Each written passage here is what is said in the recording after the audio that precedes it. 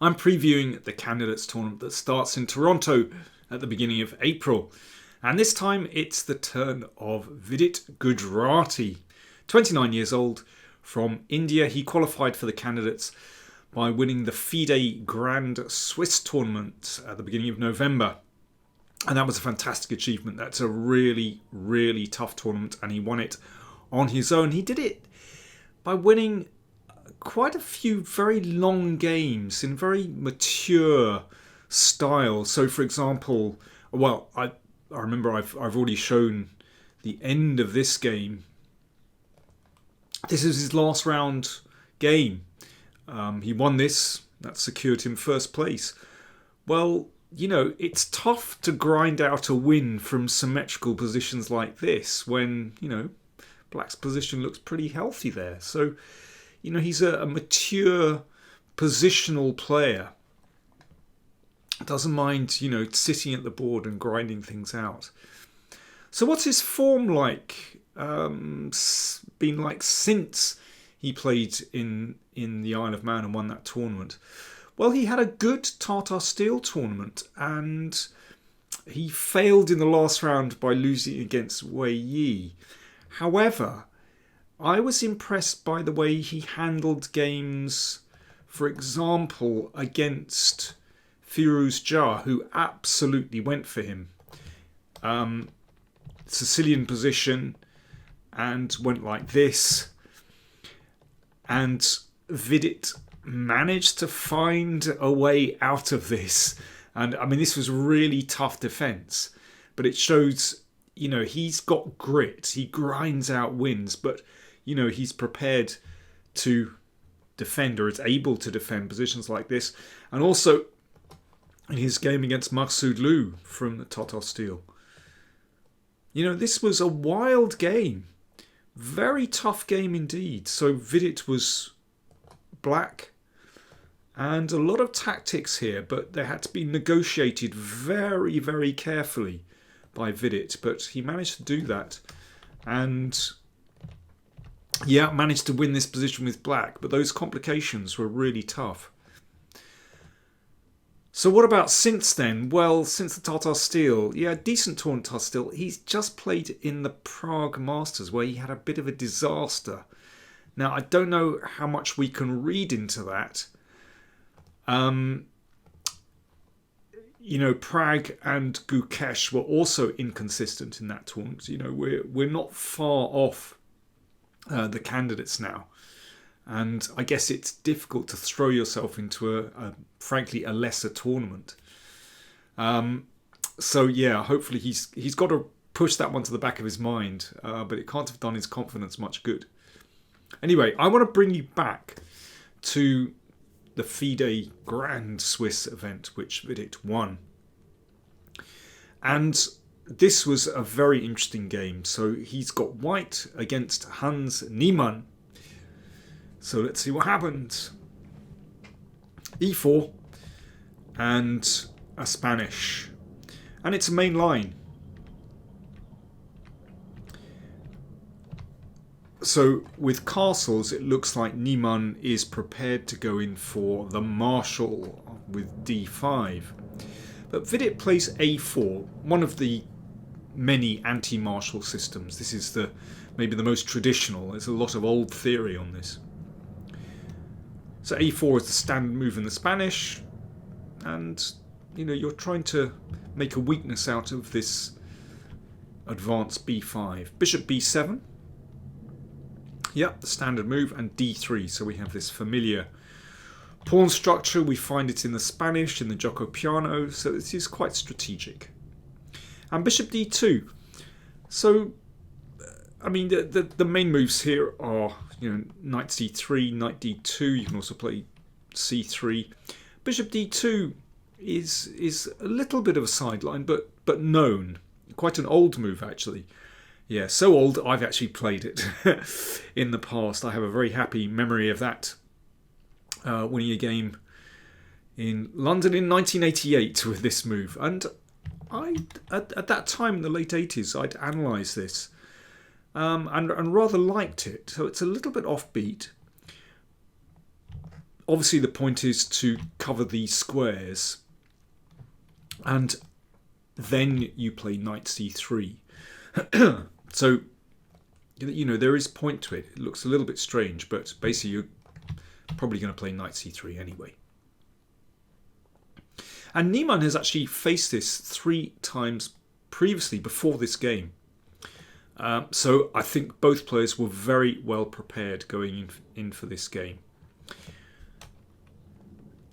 Yes, Niemann previously played h6 here, but he lost a game. In fact, Niemann lost all 3 of these previous games. So I think Vidit would have spied that and thought, okay, maybe I've got a chance. So knight d8. This knight is coming around to e6, a good square, looking at the outposts. An exchange on b5 and on a8, knight c3. I should say that this is all been seen before. Knight e6, and this is a very interesting moment. I mean, at first glance, it looks to me like black has no difficulties here at all. It's a almost symmetrical pawn structure. Black looks incredibly solid. White's next move is very surprising. Okay, I'm going to hand it over to you already. What would you play as white in this position? White to play. Cheers.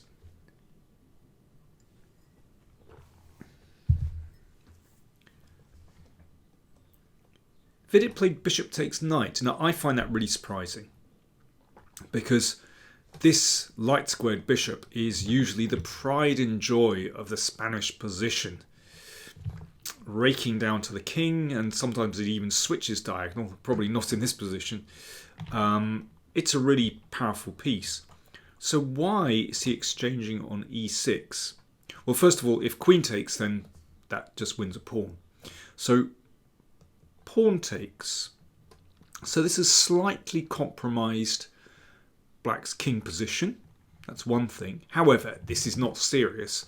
The double pawns also aren't serious. When they're in a clump together, then they're certainly not weak. In fact, this exchange is computer approved, and it has been seen before as well. Vidit followed up with b4. So why is he giving up this light squared bishop? I think the point is that this pawn structure is actually very rigid. You know, in order to get these bishops working, you need to make a pawn break. The problem is it's very difficult to achieve d5 when that e-pawn is so weak. It's very hard to defend it. And if you don't play d5, then this bishop is shut in, and you can see it's biting on that strong point on e4. The bishop on e7, also not a very active piece. It's rather limited by the pawns. And c5, another pawn break, could also compromise black's structure. So that's the issue with this position. But still, it's very hard to see how white is going to make progress here, because, well, any pawn breaks here, for example, will let the bishop fly again. Okay, let's see how things pan out. So bishop b7, queen a1, the rook comes to a8, and queen b2. All played before, I should say.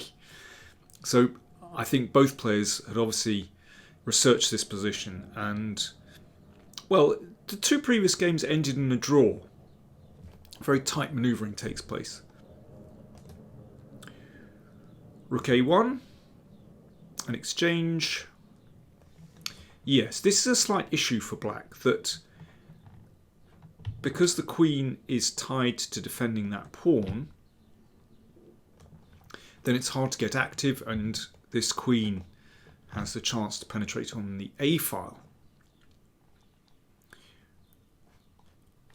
We've seen king h7 previously played, king f7 played, which looks very normal to defend the pawn on e6. Now there's a game Cheparinov against Durabaili, Riga 2021. We're going to go into this in detail, where Cheparinov, of course, very strong Bulgarian Grandmaster. He played like this and then went for a kingside attack like this, and h4. And, this is dangerous. This is a way of squeezing black on both sides of the board. The queen is active, tying black's queen down here, but it could be possible to break on the king side with maybe g5, perhaps switching the knight to g3 as well. Now that game ended in a draw, but black had to be careful. So that's one way of playing. But Vidit went in a different way. Queen a7, queen came back to a5, so it's pressing on those two pawns. Now Niemann is just waiting for the moment. Incidentally, I think this is a clever choice of Vidit to play like this. Of course, the game might end in a draw, but it feels like that's going to be the summit of black's ambition. And I think for Niemann, that's a difficult kind of position to play. We know he's such an active player. He really goes for it. And I think it's difficult for him to be patient. And that's what you need to be with black in this kind of position. So Vidit finds a little idea. He manoeuvres the bishop into the position and stations it on b8. So he's just looking to get some pressure on c7. Now that can be defended at the moment quite easily, but still it's just ratchets things up a little by a notch.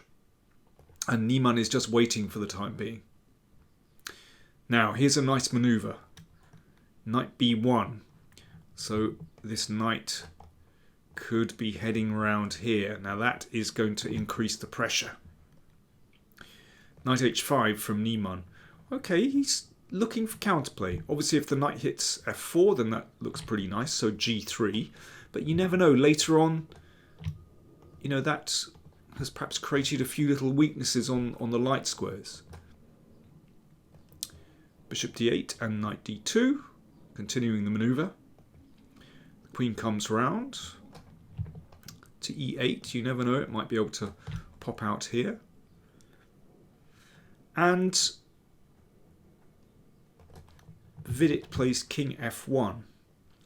Now I wonder whether he just thought, the normal square for the king would be perhaps on g2, just to keep these squares covered, but perhaps he didn't want to leave the king on the diagonal. Even though d5 is very hard to achieve, you never know, there could be something going on here. So before taking further steps with the knight, he decides to maneuver the king. Maybe he was thinking, well, it's hard to know what he's thinking actually, but these maneuvers certainly don't harm white's position, and it's a way of just making black sweat here. This is a very good rule when you have this kind of control. You don't need to rush it, and in my experience, when you wait like this, just hold. It's not really waiting, it's just holding the position, holding your advantage.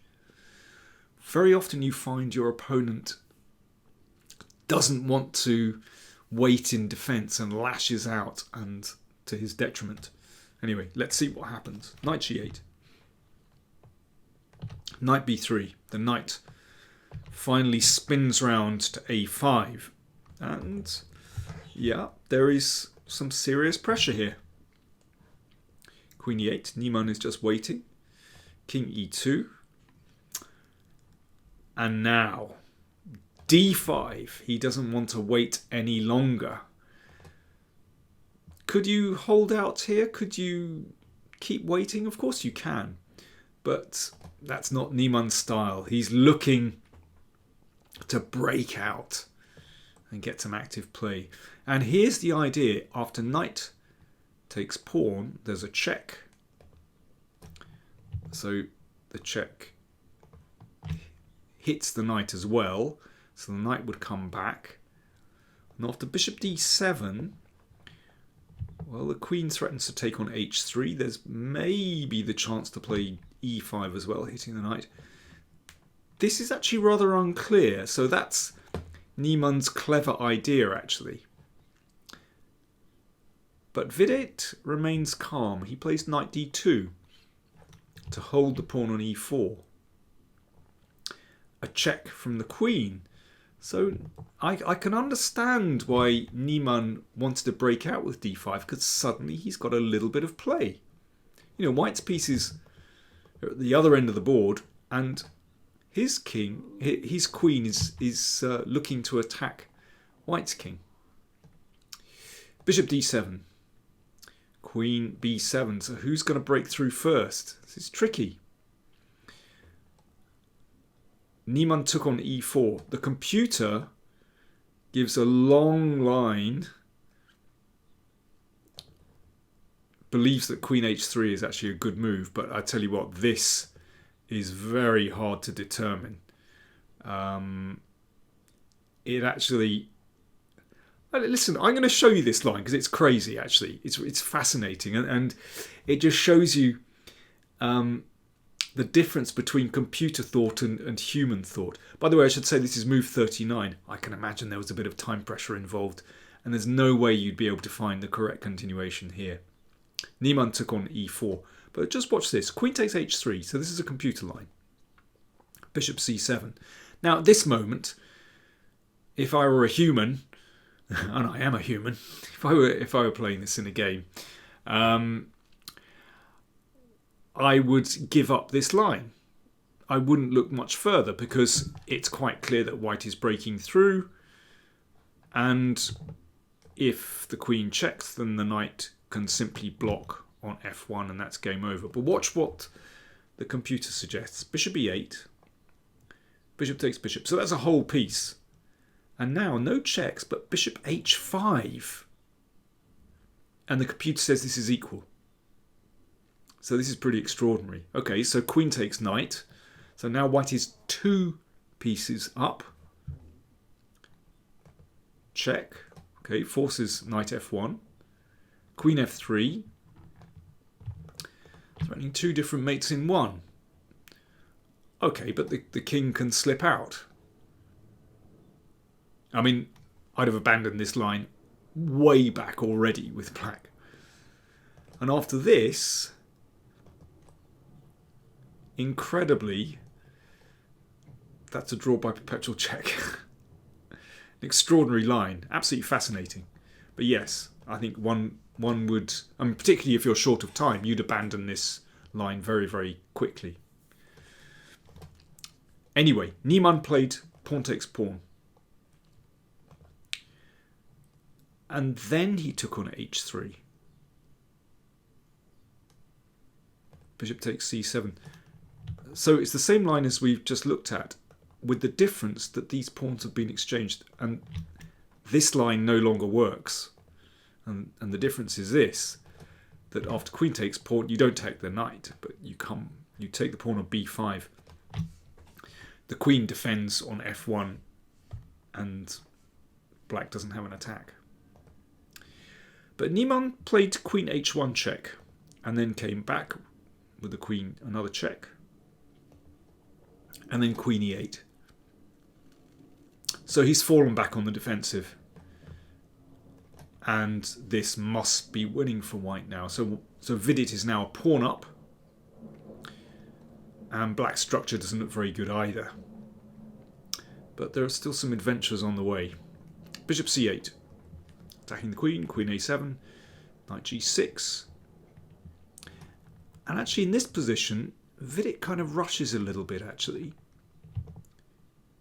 He should have brought the knight back to d3, and that just leaves black's pieces really bottled in, actually. You know, this knight is very poor on g6, actually. It's got nowhere to go to. But Vidit took on d8. And knight e5. Suddenly black has a bit of counterplay here. Okay, Vidit, of course, is looking to, you know, play on this very poor piece. But, well, the queen and knight are quite a potent duo. And here, Niemann misses a good move. In fact, Incredibly, black survives after this move. White's pieces are kind of the wrong end of the board. Again, I could bore you with some very long lines here, but yeah, black is back in the game, basically. But instead, Niemann played a check. And then queen h1. But this counterattack is insufficient. Vidit played an excellent move, which he obviously prepared some moves before. Looks dangerous with the queen and knight, but bishop f6, that's a killer move. Not only is mate threatened, but the bishop is able to defend back along this diagonal. So after this check, you can see the bishop covers these squares. And that was the end of that. Basically, the checks run out. And then it's white's turn at the other end of the board. Queen takes pawn mate. At the end there were, some inaccuracies, let's put it like that. But I think the trend of the game was certainly, with Vidit all the way. And I think this was a very nice squeeze. I like these maneuverings. First of all, with the bishop down to b8. And then manoeuvring this knight round to a5 was very cool as well. Then it got complicated, but he managed to get through those complications. So how will Vidit do in the candidates? Well, I think it's going to be tough for him.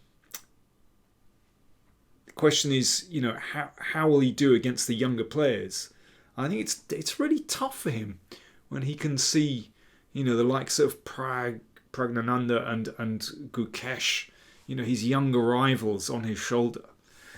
And yeah, psychologically not easy. But he is a very responsible player. That's what I like about Vidit's style.